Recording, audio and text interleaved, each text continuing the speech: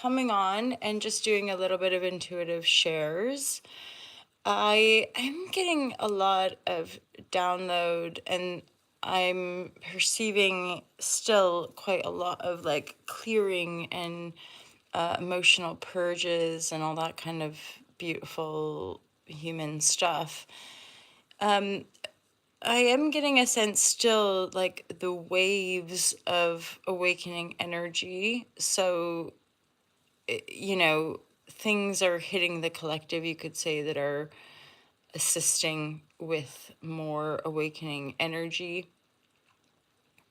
I do feel like, there is this greater wisdom also that's, I'm hearing, sort of collectivizing. So increasingly, there's this awareness of holding space, there's this awareness of remaining present in situations. And this is really helping all of us essentially stay grounded and continue to be holding space and be present for ourselves, essentially, right? Because we're still suspended somewhat, like being suspended in the unknown with regards to new paths revealing themselves, new paths unfolding. So I would say still remain, like, endeavor to find that stillness within. So the meditation, the walks, the whatever it might be, right, that helps us just be in that peaceful stillness space.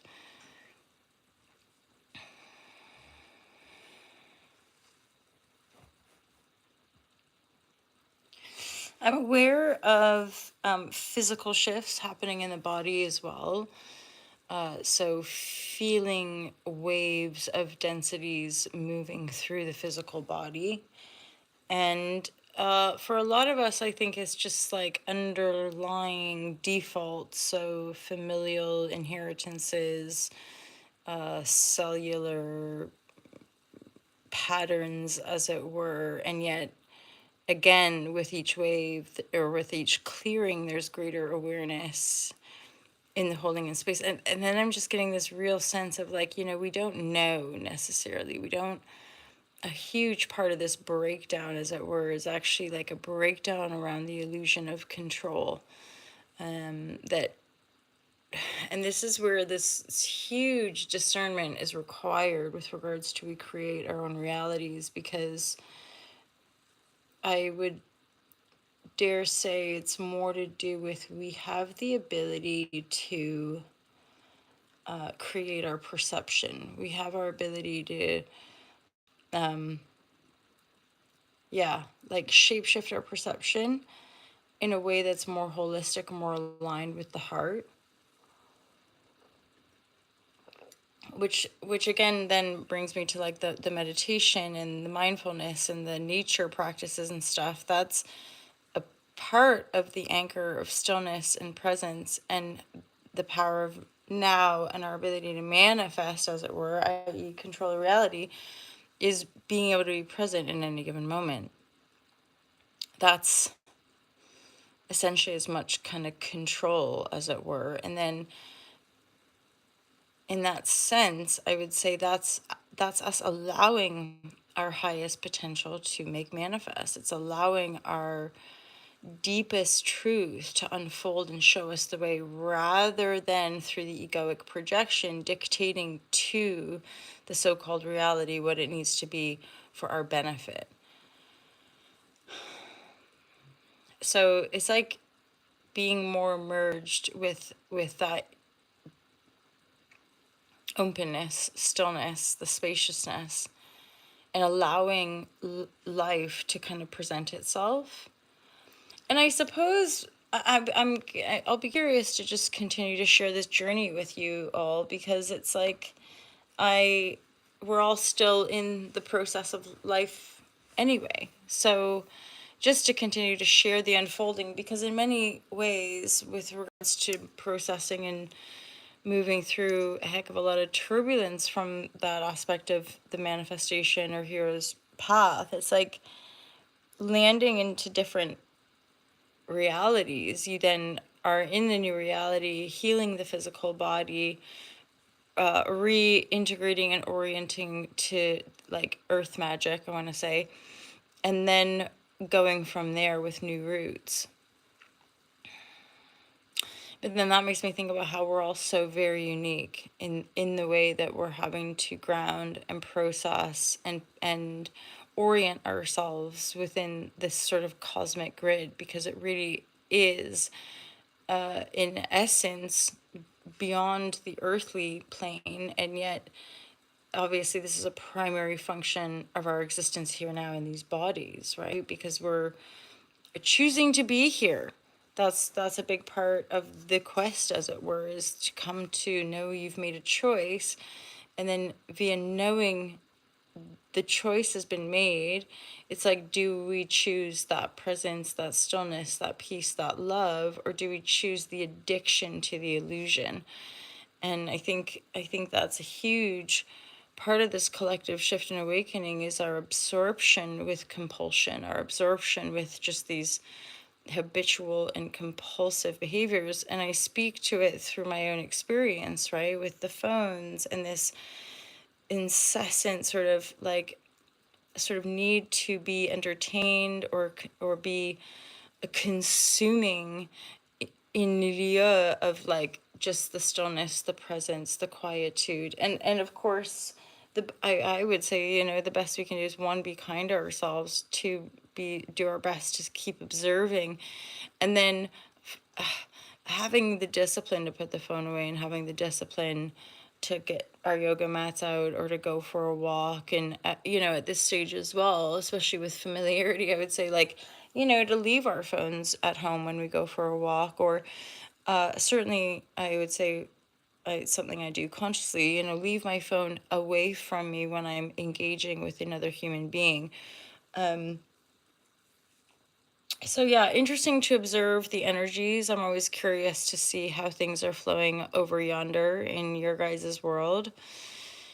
I'm aware that there's like sort of influx of repetitive patterns coming through with regards to that, the kind of waves that push us, and then almost like an emptiness, and that wave of emptiness is, I think, part of that uncertainty. But that uncertainty is coming via the collective unconscious through the breakdown of these systems, and then greater uncertainty, fear, obviously, right? And then those waves of energies can hit us in that same regard, feeling really uncertain, feeling. And I think that's a big part of this spiritual awakening, obviously, is this quest of detaching from the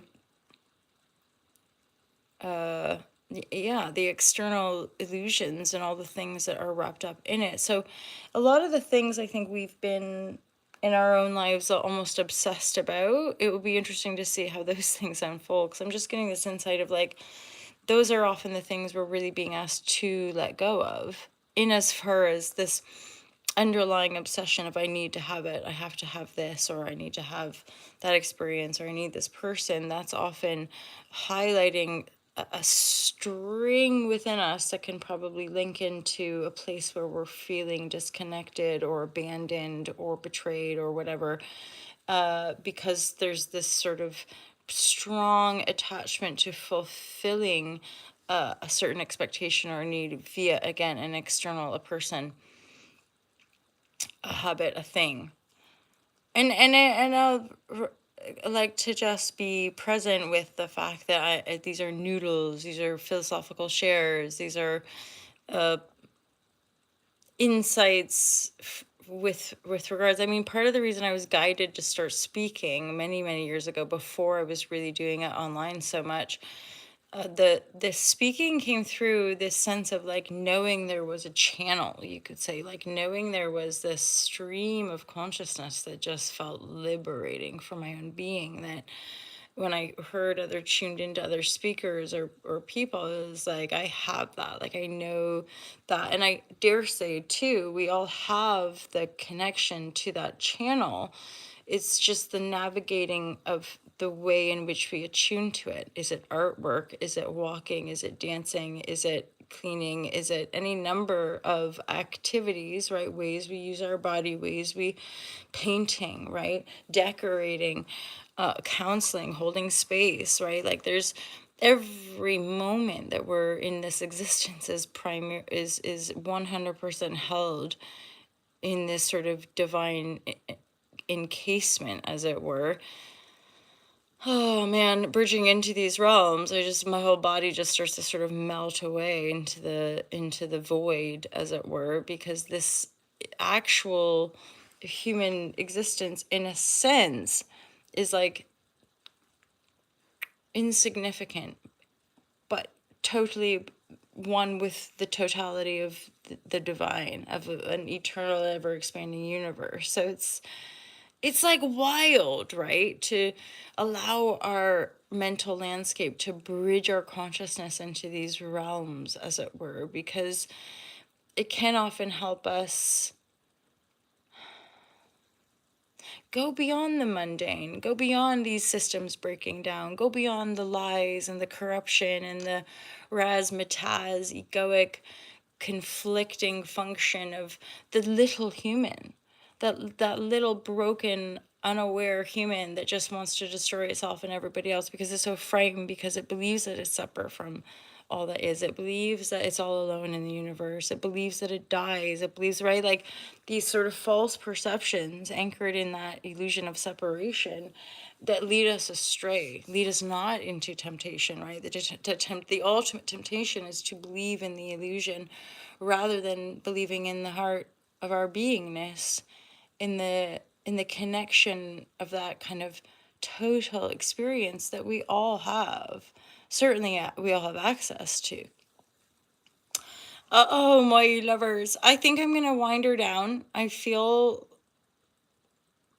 complete. Always curious. Feel free to put in the comments if you're resonating. Shall I pull a few cards? I could do. I did a daily share on the Instagram. I'm streamlining again, so it's monthly shout out. Pardon me. Monthly shout outs via ultralove.com. Intuitive shares, and obviously first early access ad free for Patreons. Endeavoring to keep up, sometimes sharing the dailies here, but also doing these intuitive shares and the monthlies and the weeklies. So I really appreciate your patience and support, your ongoing support over the years. And friendship obviously is a key function or a key part of expressing authentically here, being vulnerable and finding tribe, finding people that we genuinely res with, which is just incroyable. I absolutely love it. And again, super appreciative. We're all part of it. I'm just hearing that flow, divine guidance and loving clarity. Divine guidance and loving clarity. Overcoming conflict and coming together. King of Swords and Queen of Cups. King of Swords is looking a little detached, but softening. Queen of Cups focusing on that emotional centeredness, but looking toward the King of Cups. So there could be a kind of connection point for some of us, and this is overcoming energetic conflict. Karma, I'm hearing, overcoming some kind of karmic battle with regards to, for some of us, this could be like the unity of self, right? So overcoming these conflicted parts of ourselves to come into greater emotional and mental mastery, right? This is the emotional, or rather the masculine, the feminine part of ourselves coming to see eye to eye. So there's part of that as well. Yeah, it's like not battling heads anymore, bumping heads anymore. It's not a battle of wills. It's just a cosmic unfolding. Wow.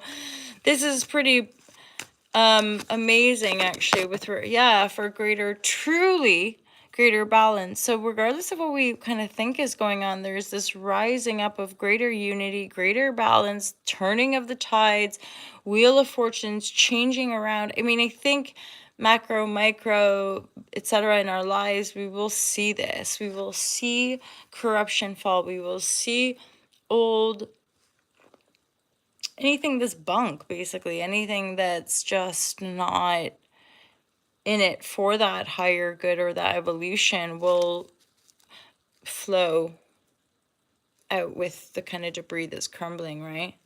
There's a sense of triumph, but there's also a little bit of exhaustion as well. Like, just, it's almost like we might feel a bit heightened, but it's not heightened charge forward. It's heightened, like, take more rest. Don't be ashamed of taking the rest to chill out. I say that for myself as well, because it can often be really kind of difficult in times to just do nothing. Something might be percolating under the surface. There's this King of Wands energy, which to me looks like getting inspirational ideas, getting just lightly. It's like standing in your power, knowing good things are coming.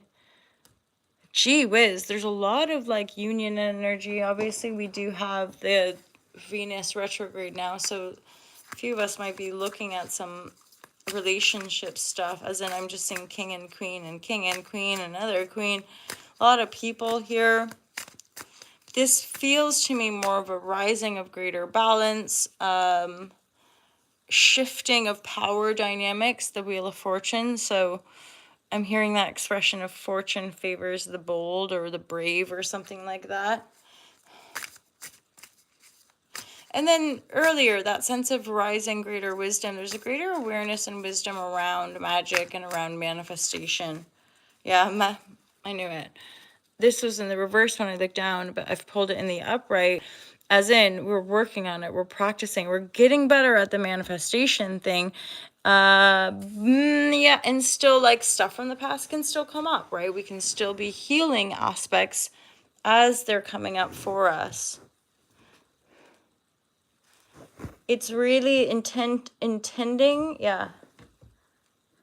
Manifest and breakthrough. So in the I would say probably coming week or so, because we're building up to a Leo full moon or new moon.